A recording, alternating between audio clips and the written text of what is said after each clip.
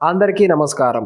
Nithra calendar మరియు దియా store పాఠకులకు శుభోదయం. ఈరోజు 15వ తారీఖు డిసెంబర్ 2024 శ్రీ క్రోధినామ సంవత్సరం, మార్గశిర మాసం, హేమంత ఋతువు, దక్షిణాయనం, ఆదివారం. ఈరోజు తిథి పౌర్ణమి, పగలు 2:44 వరకు. తదుపరి పాడ్యమి. ఈరోజు నక్షత్రం మృగశిర, తెల్లవారు 3:30 వరకు. తదుపరి ఆరుద్ర. ఈరోజు ద్వాదశ రాశుల వారి రాశి ఫలాలు ఏ విధంగా ఉన్నాయో తెలుసుకుందాం. ముందుగా మేషరాశి. చేపట్టిన వ్యవహారాలు నిరుత్సాహం కలిగిస్తాయి. వృధా ఖర్చులు పెరుగుతాయి. ధనపరంగా చేసే ప్రయత్నాలు కలిసి రావు. వ్యాపారాలలో శ్రమ పెరుగుతుంది. ఉద్యోగమన స్థాన చలన సూచనలు ఉన్నవి. మిత్రులతో వాతావరణ విభేదాలు కలుగుతాయి. దైవ కార్యక్రమాలలో పాల్గొంటారు.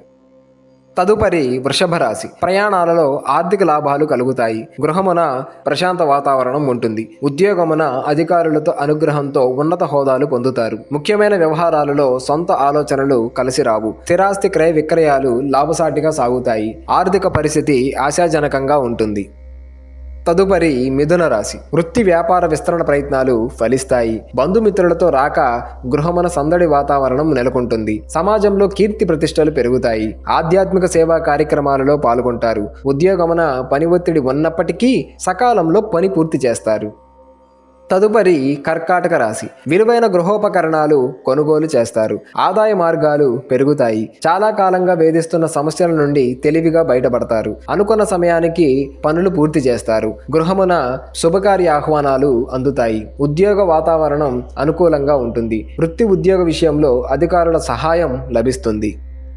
తదుపరి సింహరాశి. వృత్తి వ్యాపారాలలో కష్టంతో స్వల్ప ఫలితాన్ని పొందుతారు. ఉద్యోగమున అదనపు బాధ్యతలు నిర్వహించడం కష్టమవుతుంది. కుటుంబ సభ్యులతో మాట పట్టింపులు కలుగుతాయి. సంతానపరంగా ఊహించని సమస్యలు కలుగుతాయి. ఉద్యోగస్తులకు పని ఒత్తిడి అధికమవుతుంది.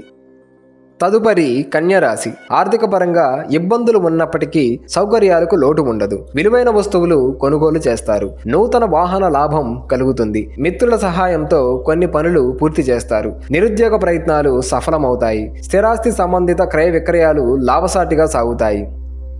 తదుపరి తులారాశి. ముఖ్యమైన ఆలోచనలు కార్యరూపం దాలుస్తాయి. చేపట్టిన పనులలో ఆటంకాలు తొలగుతాయి. చిన్ననాటి మిత్రులకు శుభకార్య చర్చలు చేస్తారు. ఆదాయ మార్గాలు పెరుగుతాయి. స్థిరాస్తి వృద్ధి కలుగుతుంది. వృత్తి వ్యాపారాలలో కీలక నిర్ణయాలు తీసుకుంటారు. ఉద్యోగ వాతావరణం అనుకూలిస్తుంది.